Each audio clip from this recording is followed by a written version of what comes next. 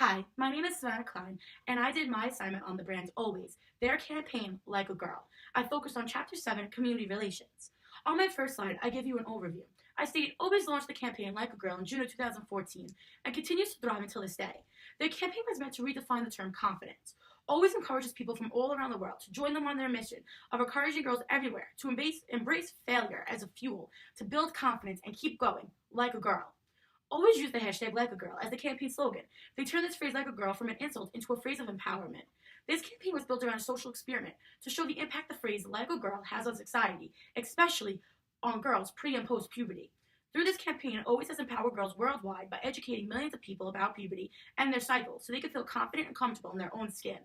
This campaign is known as a confidence movement. No brand can work in isolation, and through community relations, Always was able to relate and communicate with their audience on a personal level. Always needed a way to grab the attention of their consumers because of growing competition from rivals that were gaining the attention of the girls through social media. They decided to revise their brand's purpose while remaining true to their brand's mission. On the next slide, I have the campaign itself that was posted on YouTube. CEO and CCO Judy John of Leo Burnett stated, "We thought the best way to start a movement and spark conversation was to create a video that would encourage people to share and participate," and that's exactly what they did. On the next slide, I give you some facts about the campaign's YouTube video, how it was announced through an exclusive with Ad Age, and how before the video's launch, the video was preceded with key influencers and bloggers who were asked to share it on their social platforms to help spark early word of mouth. Documentary filmmaker Lauren Greenfield produced the film, while Leo Burnett, a worldwide advertising company, played an enormous role in the making of the film as well. The YouTube video captured how people of different ages and genders interpret the phrase like a girl. Always handled the casting of the project through live auditions, video submissions, and street casting. People were asked, run like a girl, talk like a girl, fight like a girl, and their initial reaction is what you see in that video of the campaign. This video was viewed by 90 million people from 150 plus countries and was the #2 video that went viral globally. My next slide is organizations involved.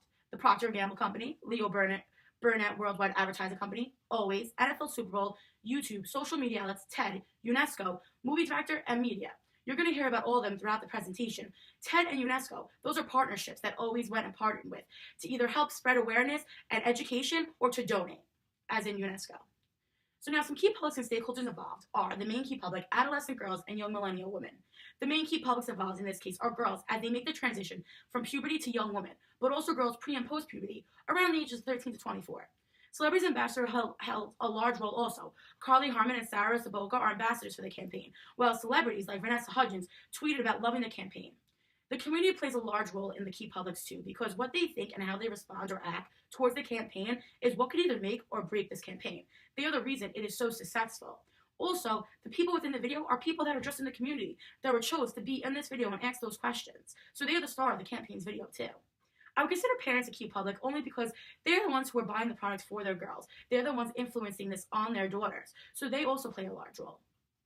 On my next slide, I talk about the organization's relationship with key publics. This can be seen right through social media. Alone on Facebook, there was 150,000 plus likes and 4.4 million Facebook shares. Along with Instagram, Twitter, it was absolutely booming on social media. Now, also, Always asked women about their opinion on the phrase like a girl. They conducted only 19% of women around the age of 16 to 24 positively thought of the phrase like a girl. But after showing the women the first ad, 76% said they no longer viewed the phrase as derogatory or demeaning towards women and girls. Even more impressive, 2 out of 3 men who saw that ad now said they would think twice before saying someone did something like a girl. Just shows the trust and the inspiration that this video had on the publics. Now, my next slide is just showing you all of social media, showing you the hashtag on Twitter, and showing you that it was booming. Even the First Lady mentioned it on Twitter and hashtagged it. Celebrities, random people, just making an impact. Now, on my next slide, I have a SWOT analysis.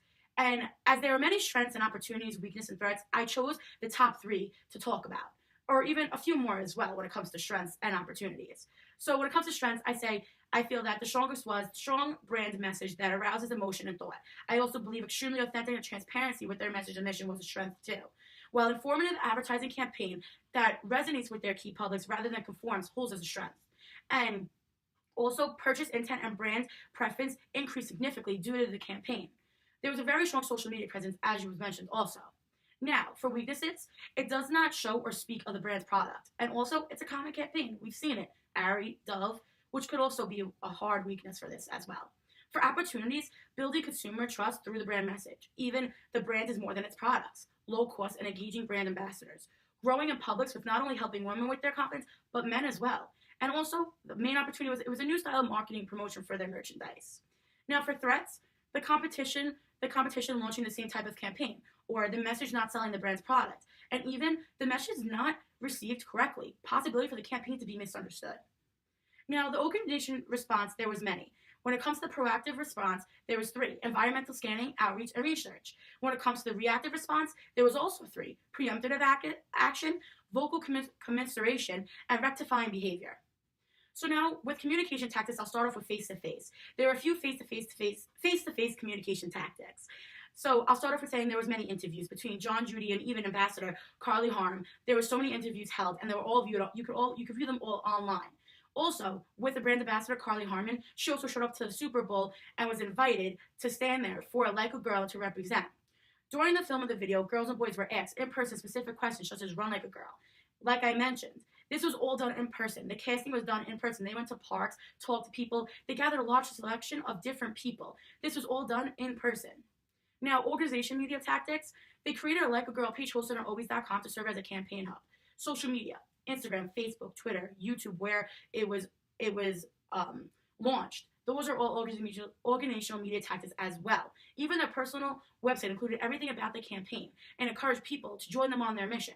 News releases could also be seen on P&G's website that were published during the time as well. For news media tactics, magazine headlines, newspapers, go on Huffington Post, the NewYorkMagazine.com, Time Magazine. There's articles on it everywhere, BuzzFeed, and also even on Good Morning America, a TV segment, you could see the campaign was also. You can see this on a Yahoo posting. The number one spot for Adweek's top 5 commercial for the week is what this campaign served as. For advertising promotional media tactics, the main one, the 2015 Super Bowl, the advertisement was launched during the commercials, a 60-second video of it. Also, having this hashtag on random girls' photos on social media, even celebrities, is a huge promotional media tactic. It's just spreading awareness all over social media. It's everywhere you looked, even chalkboards outside of Manhattan coffee shops, all proudly stating to do things like a girl. Always ran the video as a pre-roll, accompanied by Facebook and Twitter posts, paid reach, and influencer outreach. Now, when it comes to communication tactics, you want to look at the timing and the language. According to DoSomething.org, an article was released in 2004, the same year that the campaign was also released.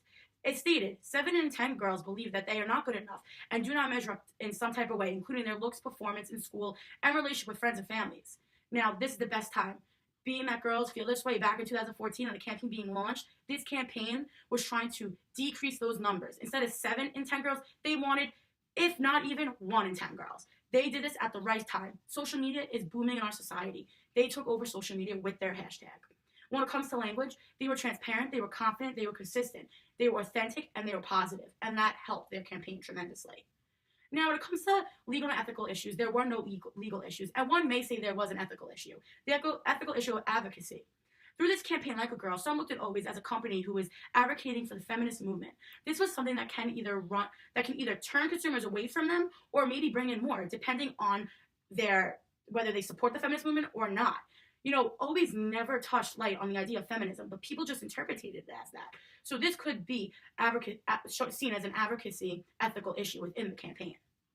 Now, relating it back to community relations, Dorley and Garcia within Chapter 7, community relations state, building reputation one relationship at a time is good business. They go on to mention how Edmund Burke wrote the 3 reputation building strategies, which helps to build the company's reputation in the community into that of a neighborhood. 2 out of the 3 reputation building strategies always manage to conquer. They state, building sustainable and ongoing relationships with key publics, growing with key individuals, groups, and organizations, while the other states institute practices and procedures that anticipate and respond to community expectations, concerns, and issues.